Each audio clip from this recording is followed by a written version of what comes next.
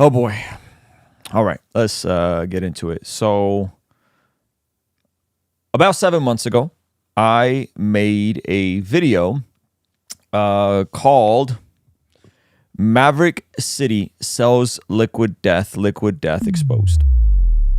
That video did okay. It didn't do nothing crazy. It didn't go mega viral, but I was operating from the premise that someone DM'd me and said they went to a Maverick City concert at a Live Nation venue, and the venue and there was Liquid Death sold at the concert. Now, they were asking me if I thought that Liquid Death selling their drink at a Maverick City concert implies that Maverick City has completely sold out and sold their soul to the devil and is now a part of the satanic agenda on this earth. That was the premise of what I was asked in a private DM.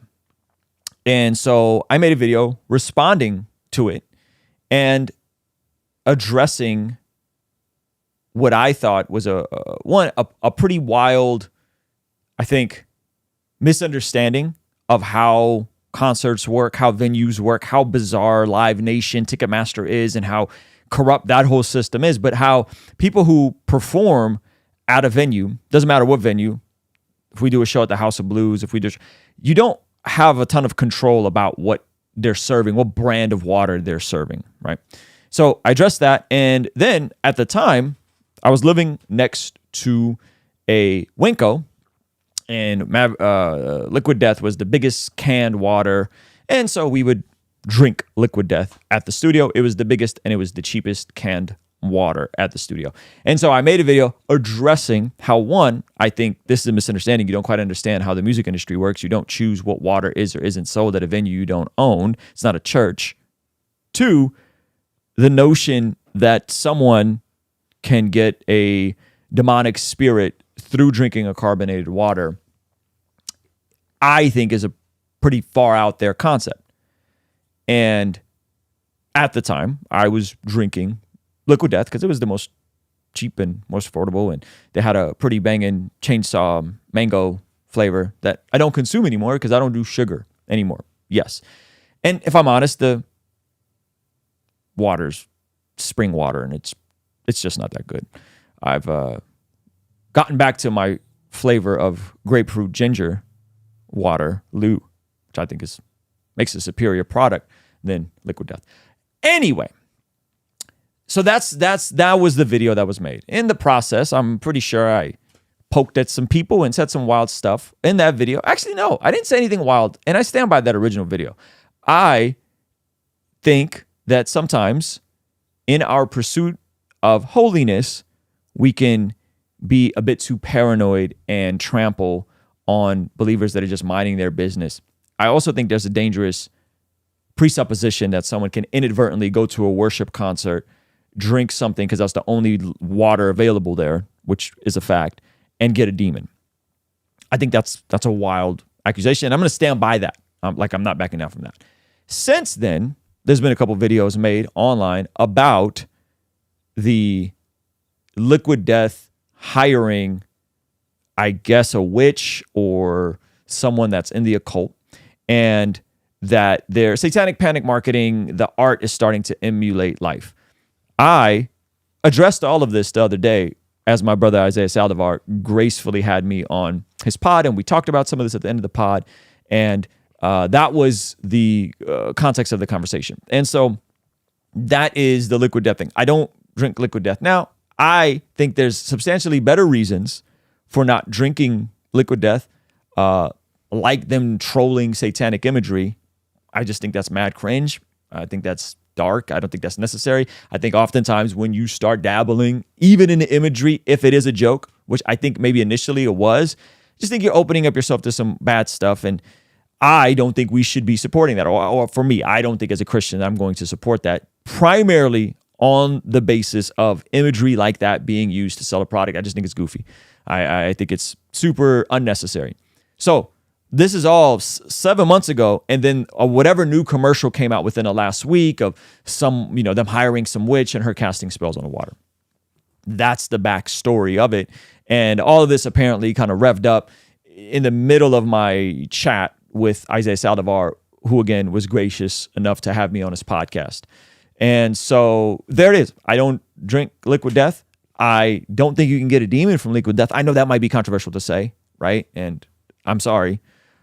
And I think there are better reasons to not drink liquid death or not listen to Playboi Carti or not listen to Lil Nas X or not listen to Bad Bunny than it's going to give you a demon.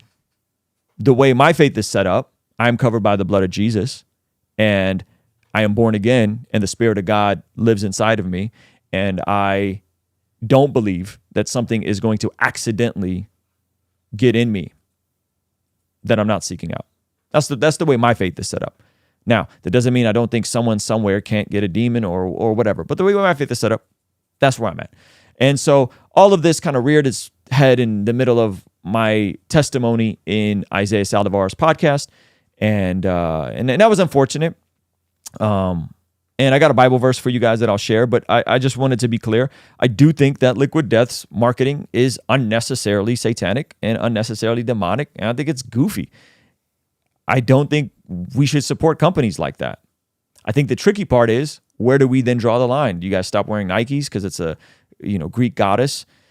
So on and so forth. All right. And so therein lies the Liquid Death situation. I think on a macro scale, if we're going to talk about all this stuff, it's unfortunate that videos can be pulled up and people can kind of run with whatever narrative they want to.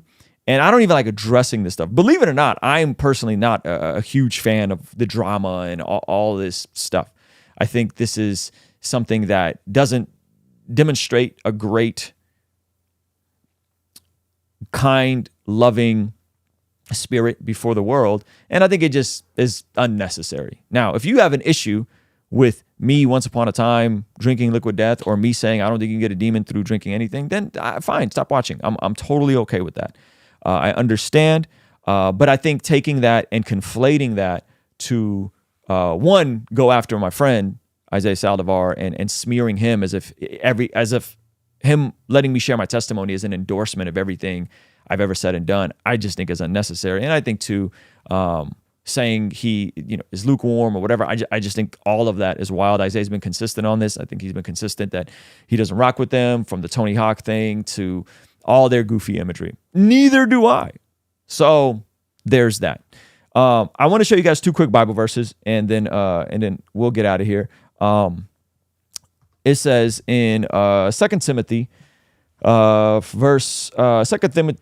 Timothy 23. Again, I say, don't get involved in foolish, ignorant arguments that only start fights. And I think when I examine my own heart, like, I'm not trying to be involved in a bunch of drama and a bunch of fights and quarrels and all this kind of thing. If we go to Titus 3, Paul also echoes this. He says, don't get involved in foolish discussions about spiritual pedigrees or in quarrels and fights about obedience to Jewish laws. These things are useless and a waste of time. If people are causing division among you, give a first and second warning.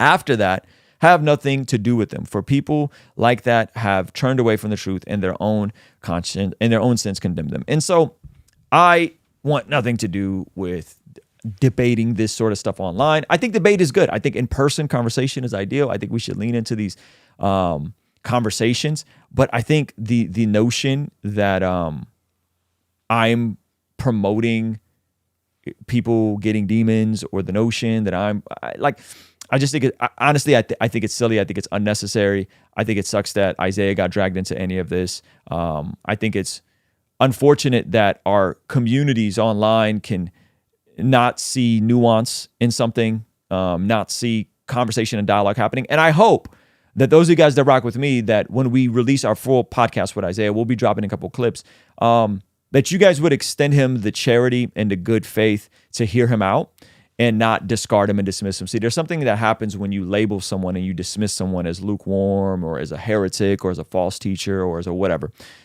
When you do that, you cast a label on them, and now anything they say and do, you just kind of use circular reasoning to go back to that original label. And it's unfortunate. So when you label someone XYZ label, and there's not like a specific reason for it. You just keep saying the same thing over and over. Well, you're a heretic, you're a wolf, you're a lukewarm, you're a carnal Christian, you're soft, you're this. It is dehumanizing. And it's intended to avoid any real critical thinking and conversation and just go straight for labeling this person as other, and therefore don't take anything they're saying as valid and don't really engage with the merits of their conversation. And I hope that, again, my community, when our clips come out with Isaiah, and there's some good conversation there, there's some good tension. You guys go watch the full thing on Patreon if you want to. You can wait until we release it in clips. You can really wait to release the whole thing Friday. I don't really care. There's some good conversation, but it all, in my opinion, should come back to a good faith dialogue. And a good faith dialogue just simply means I am not going to subject myself to the appeal to motive fallacy and assume to be a mind reader and assume to know people's heart and people's intent. I don't know what people think. I don't know people's heart. I don't know what people's motivations are. All I can go off of is the encounters I have, the consistency they have shown, the reputation they hold, what other people say of them, and engage in good faith, meaning I'm believing the best about you, you're believing the best about me. And that's what me and Isaiah had. And I thought it was beautiful. And I was so grateful and appreciative of that brother for letting me on his platform, for letting me share my story, for sharing his story, which is also crazy, for being willing to have some uncomfortable conversation and to lean into some tough things that, not everybody needs to always be challenged. But I think when it's in good faith and we believe the best about each other, which me and Isaiah do, I thought it was two great conversations. I thought it was a great conversation on his platform, which is available now. Go watch the full thing. And I think it is a good conversation that we're going to put out on Friday. And again, we're going to drop clips of it. And I think it's necessary. I think it's necessary. I think it's good to get to the bottom of where we disagree. And I prefer to do these sorts of things in person. I prefer to do it over a meal. I prefer to sit down and talk and really get to, and when you hear Isaiah's story, a lot of this stuff makes sense in terms of the way he operates in the spiritual realms, the way he does demonization, engages with demonization, all that kind of stuff, right? It makes sense. And when you understand somebody's story, it starts to click. And so I'm super grateful to Isaiah. I'm super grateful for him just being so kind and charitable. And I hope that my community here, that our tribe over here, when we release the clips that you guys, and we already released one clip, that you guys would be gracious, that you guys would be charitable, that you don't assume to know his motives or appeal to the motive fallacy, and that you would just hear him out. And if you disagree, cool. And I'm sure there's things you disagree with me. And by the way, you shouldn't agree with any one person on everything.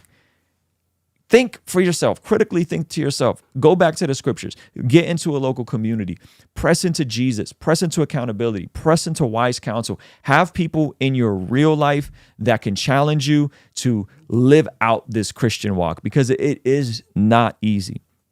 And so anyway, there it is. I'm bummed out that this happened, especially bummed out that it spilled over into Isaiah's platform in the middle of a rather vulnerable testimony that I was sharing.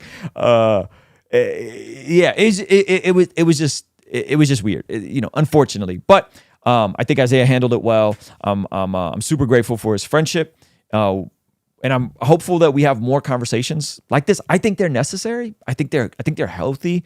I think once we know each other's positioning and we know each other's hearts, I don't know, I just think it's a good thing. And so I don't drink liquid death. I do think they're demonic. I do think the satanic panic marketing is cringe. I don't think as Christians it's good for us to support companies like that. But I'm also not going to cast away somebody and discard somebody that says, I was at this event and they had a liquid death and that's all they had and I drank it. And what do you, I'm not going to play that game. Like, I think that's just silly. And what I don't want is for us to conflate the pursuit of sanctification, which is cooperating with the move of the Spirit in our lives to be conformed to the image of Jesus and becoming more and more like Jesus, waging war on our sin, destroying our flesh. I don't want to conflate that with legalism and creating any type of atmosphere where people in my community are walking on eggshells because they accidentally could only get a can of water at a Maverick City show that Maverick City had nothing to do with, and that was the only option there. I think the blood of Jesus and the grace of God is big enough to cover that. And so that's my thoughts on this, man.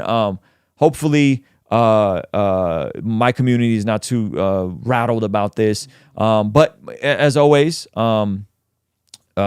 keep leaning into Jesus, keep leaning into the Bible, keep leaning into a good biblical local church community, keep cooperating with the Holy Spirit, keep chiseling that flesh away, and keep loving your neighbor and leading your homes and all of those good things, man. So appreciate everybody. Appreciate all of our online community, Patreon. Appreciate Isaiah Saldivar. Again, you guys can check out the full interview. It's on our Patreon up now. We got a couple clips coming out, and the full thing will be out Friday.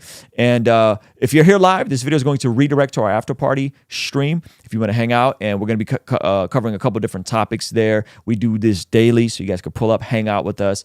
We'll do a little bit of Q&A there. I'll see you guys over there, all right? Peace.